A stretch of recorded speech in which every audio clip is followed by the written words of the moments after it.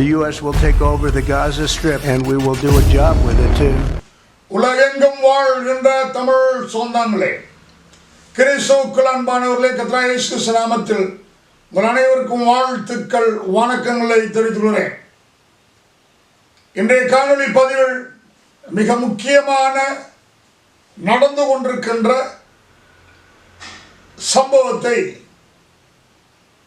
கடந்த 11 மாதங்களுக்கு முன்னால நான் தீர்க்கதரிசனமாய் உரைத்தேன். பொதுவான இஸ்ரேல் காசா யுத்தத்தை பற்றி பேசும்போதும், ஈரான் யுத்தத்தை பற்றி பேசும்போதும், சிரியா லெபனான் யுத்தத்தை பற்றி பேசும்போதும் அடிக்கடி நான் இந்த காரியங்களை சொல்வதுண்டு. நீ எவனும் என்னென்னமோ உரைக்கிறேன்னு சொல்லிட்டு இஸ்ரேலுக்கு ஆபத்து, தற்போது நடந்தது, சற்று முன்பு நடந்தது, அந்த ஆபத்து இந்த ஆபத்து எல்லாம் பொய்யும் புரட்டும் புத்திரானும் உழைத்துறாங்க. தலைப்பு மட்டும் இஸ்ரேலுக்கு சற்று முன்பு வரப்போ ஆபத்து, அப்போதான் நல்லா பார்ப்பாங்க. வீவு சேர்த்துறதுக்காக நான் வீடியோ போடல, உண்மையை சொல்லுகிறேன். கர்த்தருடைய இந்த யுத்தத்தில் அவருடைய சித்தத்தையும் இந்த யுத்தத்தில் உள்ள ஜெயத்தையும் பற்றி கர்த்தருடைய ஆவியானவர் எனக்கு வெளிப்படுத்துவதையும் அதற்கு ஆதாரமாக பரிசுத்த வேதாகமத்தில் உள்ள வசன ஆதாரங்களை, வரலாற்று ஆதாரங்களை, நடந்த சம்பவங்களை, நடக்க போகின்றவளை எடுத்துக்காட்டி புள்ளி மாறாம ஆதாரமாக தீர்க்கதரிசனம் சொல்லிட்டு இருக்கேன். அப்படி சொன்ன ஒரு தீர்க்கதரிசனம் 11 மாதத்துக்கு முன்பு சொல்லப்பட்டது இப்பொழுது நிறைவேறி விட்டது அல்லது நிறைவேற்றப்படுகின்றது. அது என்ன என்பதுதான் இந்த காணொளி முக்கிய செய்தி. மற்றும் ஒரு காரியத்தை அப்பவே சொன்னேன். இஸ்ரேல் எழுத்தவங்க எழுதுறான், திடீர்னு ஒரு நாளைக்கு சொல்லுவான் காசா எங்களுது, நீ ஓடி போன்னு சொல்லுவான். அதை இப்ப லைட்டா சொல்லிருக்காங்க. இன்னும் ராஜாங்க பூர்வமாக, உத்தியோகபூர்வமாக காசா எங்களுக்குன்னு நெத்தனியாக மட்டும் சொல்லல. அங்குள்ள படைத்தலைவர்கள், மந்திரிகள் தங்கள் என்ன ஓட்டத்தை, இதயத்தின் நினைவுகளை சுமாரி வெளியே விட்டுருக்காங்க. நான் சொன்னேன், இந்த காசா எங்களுக்கு சொந்தம். ஏனென்றால் இது விலைக்கு வாங்கின இடம்டா, தெய்வம் கொடுத்த இடம்டா. நீ உள்ள புந்துகிட்டு என்ன சொல்லிட்டு போய் தலைவர்கள் என்ன அர்த்தம்? அடித்து வரட்டப்படுவாங்க. உடனே இன்னொன்று சொல்லியிருந்தேன், காசா பிடிச்சிட்டு அடுத்த பாலிசனை பிடிப்பாங்க. இப்ப காசா எங்களுக்குன்னு சொல்ல தொடங்கிட்டாங்க. மனுஷன் காசா எங்களுக்கு சொந்தம் போடாண்டுவான். இப்படி சொல்லும்போது உலக நாடுகள் எழும்பும். தற்போது கடந்த 6 நாளைக்கு முன்பு, 6 நாட்களுக்கு முன்பு பெஞ்சமின் நேதன்யாகும் இஸ்ரேலிய prime minister and American president இங்க 2 பேரும் என்ன சொல்லியிருக்காங்க, காசாவை விட்டு அங்கு உள்ளவங்க வெளியேறுங்கள், ஒன்று எகிப்துக்கு ஓடி போங்கள் அல்லது யோர்தானுக்கு ஓடி போங்க, போயிரு. The U.S. will take over the Gaza Strip and we will do a job with it too. அப்படி போயிட்டா உயிர் தப்பிடும். அப்படி போகலன்னா திரும்ப என்ன பண்ணுவாங்க தெரியுமா? நான் சொல்றது எல்லாமே தீர்க்கதரிசனம் தான். இந்த காசாவில் உள்ள மக்கள் மீது, எல்லா காசாவில் உள்ள அனைவரையும் எகிப்திற்கு அருகாமையில் போய் குடியிருங்கள் என்று சொல்லி அவங்களாம் ஒன்னா சேர்த்து விட்டுருவான். அடிக்கிற அடியில தண்ணீர் தானே எகிப்தில் ஓடி தஞ்சம் பூந்துடணும் அப்படின்ற ஒரு திட்டமும் நடக்கும். இப்ப போயிருங்கன்னு சொல்லும் போதே போயிட்டாங்கன்னா நல்லது. அல்லது நான் 2வது சொன்ன காரியம் நடக்கும். 3 அப்படியும் போகவில்லை என்றால் அங்கேயே அழித்து வச்சுருவாங்க. இது 3 நிச்சயமா நடக்கும், எழுதி வைத்துக் கொள்ளுங்கள். நான் மற்றவனை போல மண்டியில உதிக்கிறதெல்லாம், கண்டன காப்பி அடிச்செல்லாம் கர்த்தர் சொன்னான்னு சொல்லக்கூடிய ஆள் நான் அல்ல. கர்த்தருடைய ஆவியானவர் எழுந்து பேசுவார், அவ்வளவுதான். அது நடந்துகிட்டே இருக்கு, எல்லாம் நடக்கு. நான் 11 மாசம் முன்னாடி சொன்னேன், காசா அங்க இருக்கக்கூடாது, அது இஸ்ரேல் வசமாகணும். இதுதான் இஸ்ரேலுடைய உயிர் நாடி பிரச்சனை. மெல்ல மெல்ல அப்படியே படைத்தலைவர்களையும் மந்திரிமாரை விட்டு சொல்ல விட்டாங்க. இப்போ பெஞ்சமின் நேதன்யாகு நேரடியாக அறிவிச்சிட்டாரு. பத்தாவதுக்கு எரியில நெருப்பில் பெட்ரோல் ஊற்றுற மாதிரி டொனால்டு ட்ரம்ப் சொல்லிட்டார். நாங்கள் காசாவை சுத்தம் பண்ண போகிறோம், புனரமைக்க போகிறோம், மறுசீரமைப்பு பண்ண போகிறோம், நீ ஓடி போயிருங்க. இதுதான் நடக்கும். இப்பொழுது நான் அக்டோபர் 7 கடந்த வருடம் நடந்த, அதாவது 23 அக்டோபர் 7 23 அந்த 23ஆம் ஆண்டு நடந்த அந்த தாக்குதல், இந்த காசாவுள்ள தீவிரவாதிகள் தாக்குனாங்க இல்லையா, அவர்களுடைய தாக்குதலை நடத்தும் போது அன்றிருந்த இஸ்ரேலுடைய வரைபடம் இப்பொழுது இல்லை. என்ன ஆயிற்று? எல்லையெல்லாம் விரிவாக்கப்பட்டுருச்சு. சற்றேறக்குறைய 1.5 ஆண்டுகள் எடுத்துக்கொள்வோம். 23/7 24/7 வரைக்கும் ஒரு வருஷம், 8, 9, 10, 12, 1 சரியாக 1.5 ஆண்டுகள். இந்த 1.5 ஆண்டுகளுக்குள்ள காசா சுத்தமாக வசமாக்கிட்டாங்க. இங்க ஜோர்தான்ல கொஞ்சம் புடிச்சிட்டாங்க, அங்க சிரியாவில் கோலன் குன்று அந்த சமபூமியை புடிச்சிட்டாங்க. இப்ப நடந்த யுத்தம், எப்பெல்லாம் யுத்தம் நடக்கிறதோ அப்பெல்லாம் இஸ்ரேல் தன் எல்லைகளை இருப்புகளை விரிவாக்கி கொள்ளும். இப்பொழுது 3 நாடுகளை விரிவாக்கிட்டாங்க. ஆனால் வேதம் சொல்வது, ஆபிரகாமுக்கு தேவன் வாக்களித்த பொழுது ஐபிராத்து நதி, எகிப்தில் உள்ள நைல் நதி, எகிப்து நதி துவக்கி ஐபிராத்து நதி உள்ளது மட்டுமான 15 18 19 20 வசனங்கள் வாசிகள். அந்நாளிலே கர்த்தர் ஆபிரகாமோட உடன்படிக்கை பண்ணி எகிப்து நதி துவக்கி, எகிப்து நதி நைல் நதி, எகிப்து நதி துவக்கி ஐபிராத்து நதி என்னும் பெரிய நதி, ஐபிராத்து நதி எங்க ஓடிட்டு இருக்கு? ஈராக்ல ஓடிட்டு இருக்கு. எகிப்துக்கு ஈராக்குக்கும் உள்ள இந்த பவுண்டரி 4 எல்லை. இதற்கு இந்த இடமெல்லாம் நான் உங்களுக்கு கொடுத்தேன் என்று ஆபிரகாமுக்கு தேவன் சொல்லுகிறார். வாசி கேட்போம். கேனியரும் கெனிசியரும் கத்மோனியரும் ஏத்தியரும் பெரிசியரும் ரப்பாயிமியரும் எமோரியரும் கானானியரும் கிர்காசியரும் எபூசியரும் என்பவர்கள் இருக்கிறதுமான இந்த தேசத்தை ஒரு சந்ததிக்கு கொடுத்தேன் என்றார். 6000 ஆண்டுகளுக்கு முன்னாடி உள்ள இந்த தீர்க்கதரிசனம் இப்போ அது எப்படி மாறி இருக்குது? ஒரு 10 பேர் படிச்சோம்ல, அந்த பேர்ல மாறி போய் இப்போ Palestine, Jordan, Lebanon, Syria, Iraq, Iran, Egypt, காசான்னு மாற்றினாங்க. இதைதான் கர்த்தர் கொடுத்தார். அப்பே இதுக்கெல்லாம் ஏகப்பட்ட சம்பவம் நடந்து பல பேர் வந்தாங்க, உயர்ந்தாங்க, ஓடினாங்க, அழிஞ்சாங்க, செத்தாங்க, நாட்டை பிடிச்சாங்க, விட்டுரு ஓடினாங்க. இப்போ இஸ்ரேல் மட்டும் நிலைத்திருக்கிறது, மற்ற ஜாதியில் ஒழிஞ்சு போச்சு. இப்போ வேறு பேர் இஸ்லாமியர் என்ற பேரில் அதிகமாக நாட்டை பிடிச்சிருக்காங்க.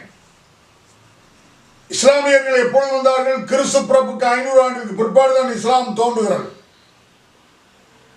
நான் சொல்றது 6000 ஆண்டுக்கு முன்னாடி. அந்த இடமெல்லாம் இயேசு கிறிஸ்து திரும்ப பூமி இறக்கிறதுக்கு முன்னாடி மரித்து உயிர்த்து மேலே எழும்பி போன இயேசு ராஜாதிராஜவாய் தேவாலயம் கர்த்தராய் பூமியில் இறங்கும் முன்பு இந்த இடமெல்லாம் பிடிக்கப்பட்டு எருசலேம் தேவாலயம் கட்டப்பட்டு பிரமிப்பாய் கட்டப்பட்டு ஜெகஜோதியாய் ஜொலிக்க வேண்டும். எருசலேம் ஆலயம் கட்டப்படும் ஒரு நோக்கம், தேவனுடைய திட்டம் நிறைவேறும். கிறிஸ்து பிறப்பதற்கு 3000 ஆண்டுகளுக்கு முன்பாக தான் அந்த எருசலேம் தேவாலயத்தை ஓர்னான் களத்தில் அர்வான் என்பவர்கிட்ட 50 சேக்கல் விலை கொடுத்து வாங்கின நான் பலமுறை பேசிக்கிறேன். தொடர்ச்சியாக கேட்கிறவங்களுக்கு அது புரியும். இப்போ மறுபடியும் வசந்த சொல்லி வீடியோ பெருசாக இருக்கும். ஆகவே ஞாபகப்படுத்துகிறேன். அப்பொழுது அந்த இடத்தில் தாவீது ஆலயம் கட்டுவதற்கு பொருளை சேர்த்து வச்ச பிறகு கர்த்தர் சாலமோனை வைத்து கட்டினார். தேவ மகிமை இறங்கிற்று. அதுக்கு பிறகு அந்த ஆலயத்தை இடிச்சு போட்டான் நேபுகாத்நேச்சார்.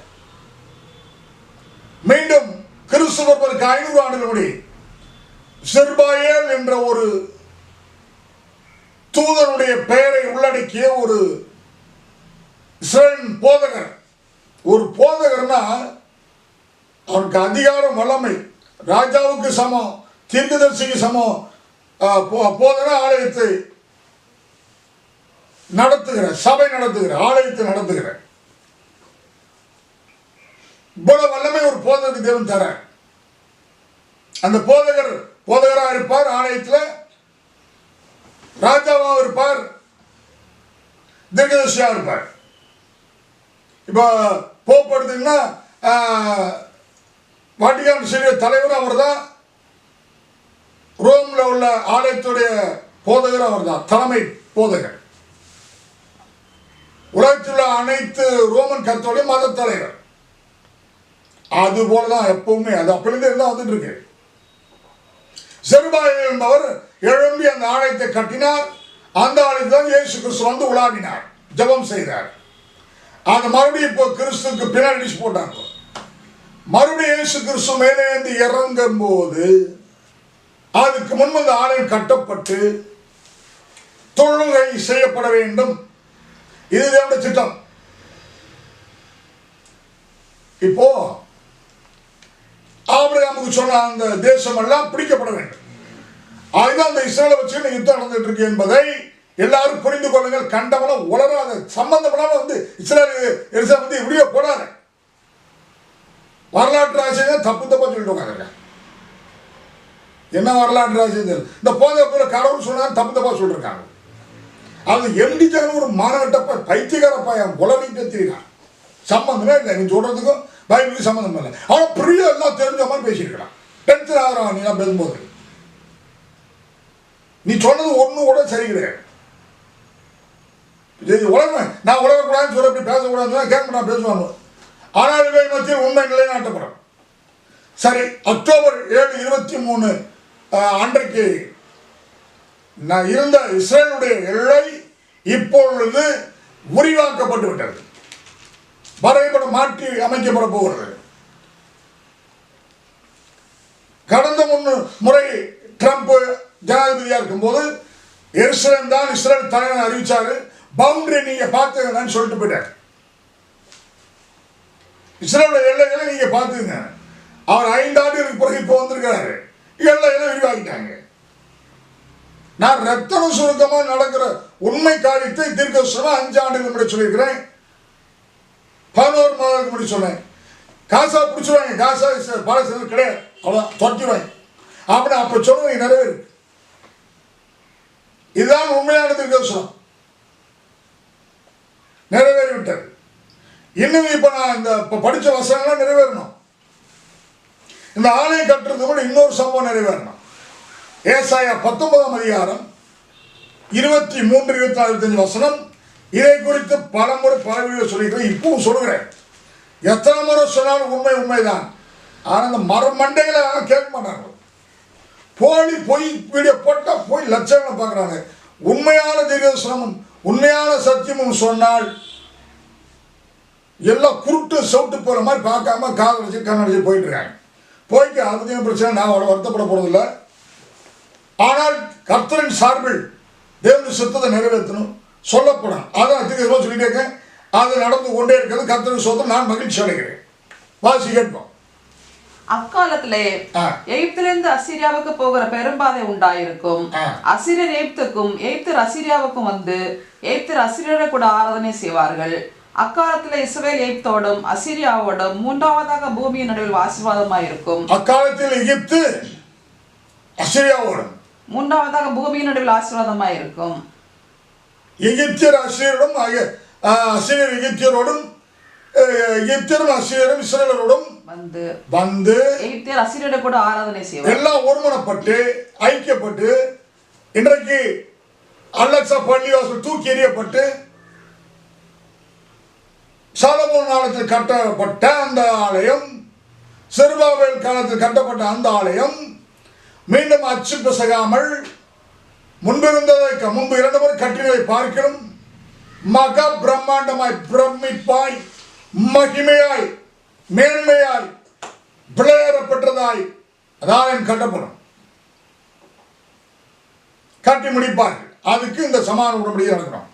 சரி, இப்பொழுது நடந்த வந்த யுத்தத்தில் பார்த்தீங்கன்னா அமெரிக்காவுக்கு இஸ்ரேலுக்கும் உள்ள மன ஓட்டம் என்ன ஓட்டம்? அவருடைய சித்தம் என்னன்னா, ஈரானை அழிப்பதல்ல, ஈரானை அமெரிக்கா இஸ்ரேலோட சமாதானத்துக்குள்ள கொண்டு வரணும், கண்ட்ரோலை கொண்டு வரணும், தங்களுடைய கட்டுப்பாட்டுக்கு கொண்டு வரணும். அதான் நோக்கம்.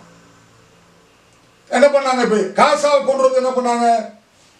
அதில் உள்ள இந்த ஹமாஸ் தலைவர், ஹமாஸ் அல்குட்ஸ், அப்புறம் இன்னும் அந்த குட்டி குட்டி தீவிரவாதிகள், அதில் தலைவர்கள் யாக்யா சின்வார், அஸ்ரன் நஸ்ரல்லா, முகமது கைப், இவங்கெல்லாம் ஒரு பெரும் அந்த தீவிரவாத கும்பலின் தலைவர்கள். போட்டாங்களா, தீவிரவாத ஒழிச்சிட்டாங்களா, இப்ப மக்களை கடத்தி விட்டு பிடிச்சிட்டாங்க. இதே மாதிரி ஈரானுடைய அல் கமீனி இவரை வந்து காலி பண்ணும். அந்த இருக்கிற வரைக்கும் ஈரான் வராது. அங்கு உள்ள படைத்தலைவர் போட்டாங்க. எங்கெல்லாம் தீவிரவாத கும்பல் தளபதியில இருக்காங்க போட்டு இருக்காங்க. ஈரான் நாடு முழுசும் அங்க ஒரு மாற்றம், ஒரு தலைவர் மாறிவிட்டால், இஸ்ரேலுக்கு அமெரிக்காவுக்கு சாதகமாக செயல்பட ஒரு தலைவர் வந்துட்டால் ஈரான் கண்ட்ரோல் வந்துச்சுன்னு அர்த்தம். அதுதான் நடந்துட்டு அது அழித்துழைப்பு. ஆனால் ஈரான்காரை எப்ப பார்த்தாலும் இஸ்ரேல ஒரு வாரத்தில் அழிச்சிருவேன், 3 நாள் அழிச்சிருவேன், 2 நாள் காலி பண்ணிடுவேன், 5 நிமிஷத்துல காலி பண்ணுவேன், வர இடத்துல எல்லாம் ஆக்கிடுவேன், பூயிம்பா. அவனால இதுவரைக்கும் ஒன்றும் செய்ய முடியல. ஆனால் இதுவரை இஸ்ரேல் அப்படி ஈரானை அழித்தொழிப்பேன், வரைபடத்தில் எல்லாம் சொல்லவில்லை. அது தேவனுடைய சித்தம் அல்ல.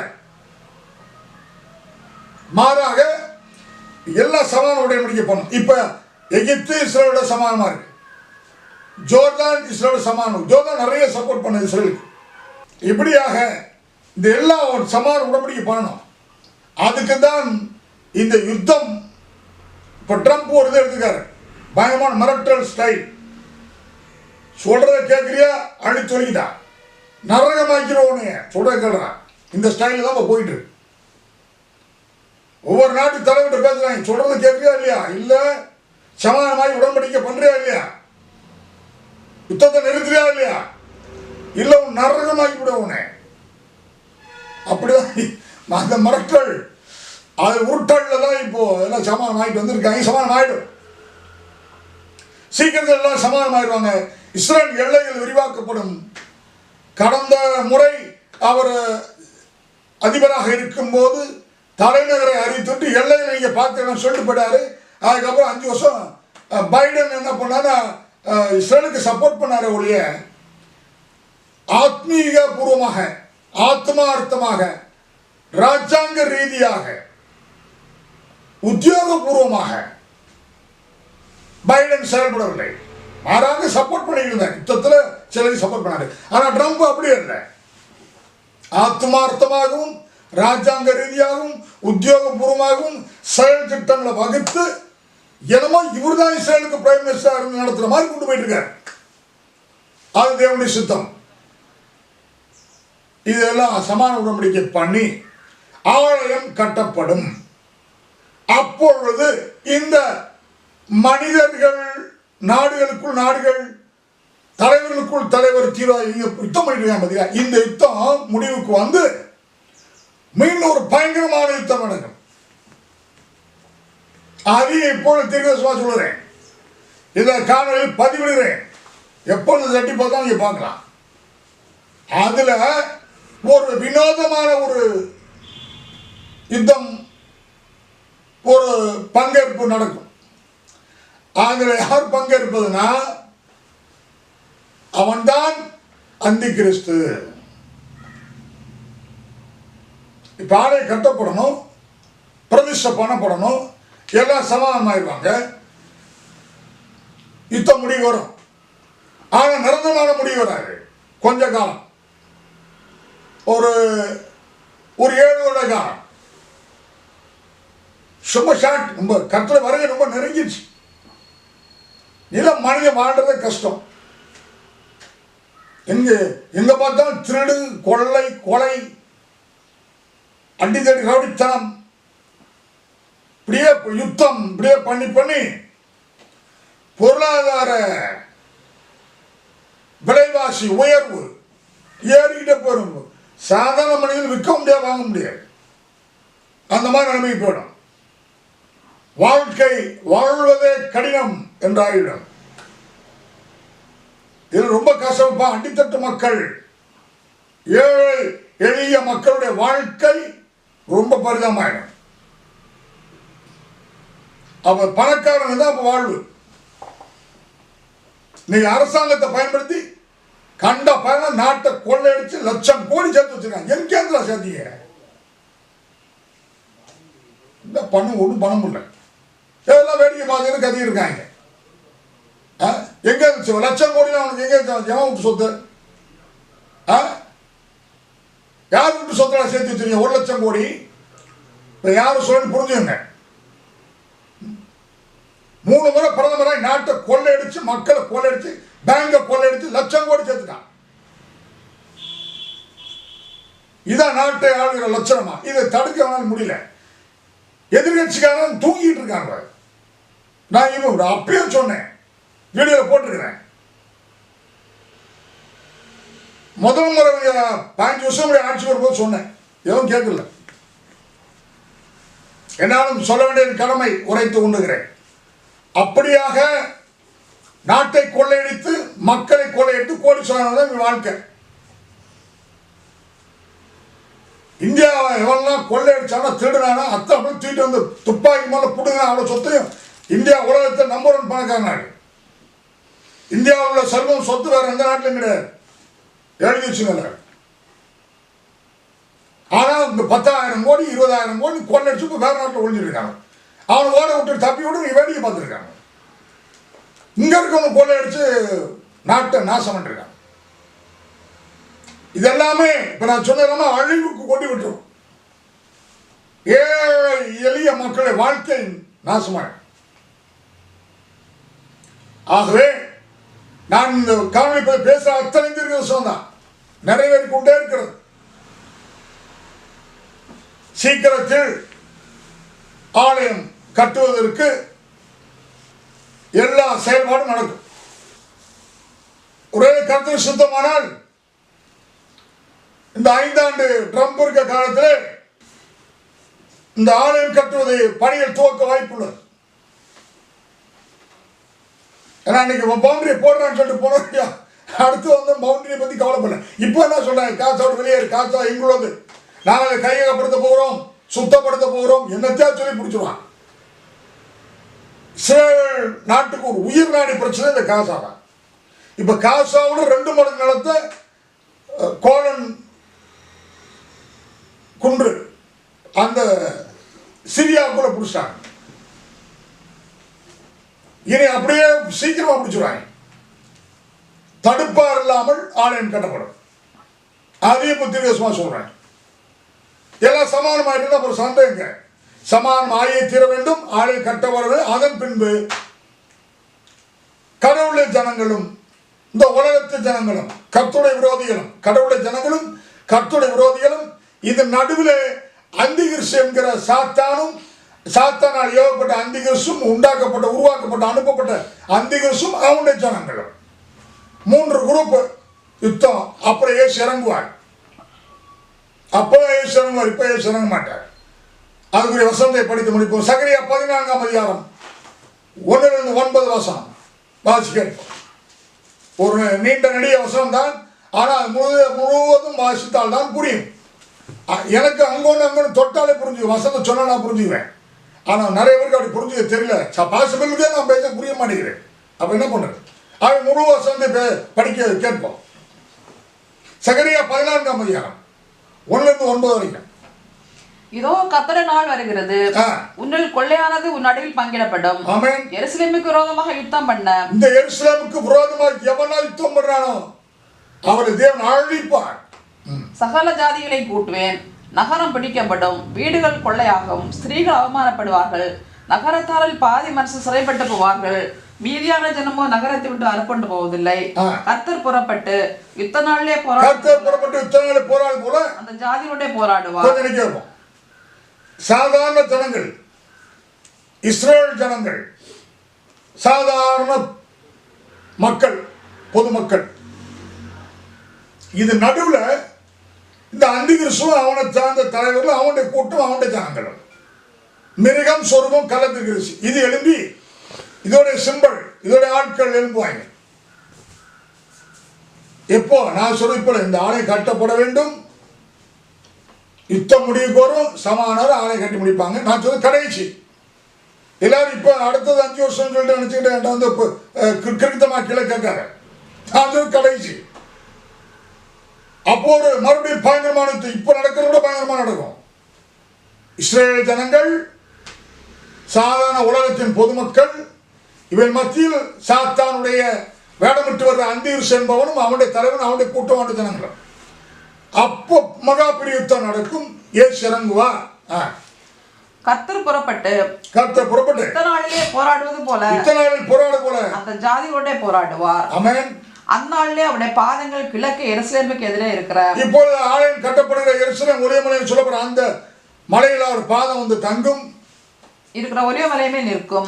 அப்பொழுது மகா பெரிய பள்ளத்தாக்கு உண்டாகும்படி ஒரே மலை தன் நடுமையத்திலே கிழக்கு மேற்காய் எதிராக பிளந்து, அதனாலே ஒரு பாதி வடபக்கத்திலும் ஒரு பாதி தென்பக்கத்திலும் சாயும். வடக்கு தெற்குமாக ரெண்டா பொளந்துட்டு மலை இல்லாமல். அப்பொழுது என் மலைகளின் பள்ளத்தாக்கு வழியாய் ஓடி போவீர்கள். மலைகளின் பள்ளத்தாக்கு ஆசால் மட்டும் போகும். நீங்கள் யூதாவின் ராஜாவாகிய உசியாவின் நாட்களிலே பூமி எதிர்ச்சிக்கு தப்பி ஓடினது போல ஓடி போவீர்கள். என் தேவனாய கர்த்தர் வருவார். தேவனீரோட எல்லா பரிசுத்தவான்களும் வருவார். இப்ப 4வது குரூப் கலந்துக்கிறாங்க. அதுல பரலோகத்திலிருந்து தேவன் இறங்கி வருவார். வரும்பொழுது பரதீசில் இருக்கிற பரிசுத்தவான்களை கூட்டுவார். பரலோகத்தில் உள்ள பரிசுத்தவான்கள், பரலோகம் ஆளே கிடையாது. பரலோகத்துக்கு எவனும் போல, இதுவரை பரலோகத்துக்கு எவனும் ஏறினவனும் இல்லை, போனவனும் இல்லை, எப்பவுமே போக முடியாது, யாராலையும் போக முடியாது தான் உண்மை சத்தியத்தை பேசியிருக்கேன். ஆனால் எல்லாம் கூட கிருப்பலும் பரலோகத்துக்கு போய் அங்கே டாய்லெட் இருக்கு, பாத்ரூம் இருக்கு, கிச்சன் ரூம் இருக்கு, உழைத்துறாங்க. பரலோகத்தில் தான் யாரும் வரமாட்டாங்க. தேவர் வருவார், அவருடைய தூதர்கள் வருவார்கள், பரதீசில் இருக்கிற பரிசுத்தவான்களை கூட்டு வருவார். அந்நாளில் வெளிச்சம் இல்லாமல் ஒருவேளை பிரகாசமும் ஒருவேளை மப்பமாயிருக்கும். ஒரு நாள் உண்டு, அது கர்த்தருக்கு தெரிந்தது. அது பகலும் அல்ல இரவும் அல்ல, ஆனாலும் சாயங்காலத்திலே வெளிச்சம் உண்டாகும். அந்நாளிலே ஜீவ தண்ணீர்கள் எருசலேமிலிருந்து புறப்பட்டு பாதி கிழக்கு சமுத்திரத்துக்கும் பாதி மேற்கு சமுத்திரத்துக்கும் போய் மாரி காலத்துக்கும் கோடை காலத்துக்கும் இருக்கும். அப்பொழுது கர்த்தர் பூமியின் மீதங்க ராஜாவாய். அப்பொழுது இந்த யுத்தம் நான் சொல்றது கடைசி யுத்தம். அது முடிச்ச பின்பு மொத்த உலகமும் புனரமைக்கப்பட்டு சீரமைக்கப்பட்டு பாவங்கள் அழிக்கப்பட்டு சாத்தான கூட்டம் தள்ளி கர்த்தர் பூமி மீது எங்கும் ஆளுகை செய்வார். அந்நாளிலே ஒரே கர்த்தர் இருப்பார், அவருடைய நாமமும் ஒன்றாயிருக்கும். ஒரே ராஜா, ஒரே கர்த்தர், ஒரே நாமம், ஒரே ஜனங்கள். அதுவரைக்கும் யுத்தம் நடந்து கொண்டுதான் இருக்கும். இடையிடையே நிறுத்தப்படும், மறுபடியும் துவக்கப்படும். இதுக்கு ஜெயம் கர்த்தருக்கு தான் ஜெயம் கிடைச்சிட்டே இருக்கும். பரிசுத்தவான்கள் வழியாக, இஸ்ரேல் ஜனங்கள் வழியாக கர்த்தர் ஜெயம் எடுத்து கொண்டே இருப்பார். பரிசுத்தவான்கள் ஜெயிச்சு கொண்டே இருப்பார்கள். இப்போ நான் இங்கிருந்து பேசிட்டு இருக்கிறேன். அந்த யுத்தத்தில் நான் இல்லாட்டி கூட அதை பற்றி நான் இன்று பேசுறதுனால நானும் ஜெயம் எடுப்பேன். அந்த ஜெயத்தில் எனக்கு பங்கு உண்டு. என்னோடு கூட இந்த சத்தியங்கள் நேசிய உங்களுக்கும் பங்கு உண்டு. இந்த சத்தியத்தை தியானிக்கிற நீங்களும் அந்த யுத்த ஜெயத்தில் மகிழ்வீர்கள், ஜெயத்தை கொண்டாடுவீர்கள். நன்றி, வணக்கம்.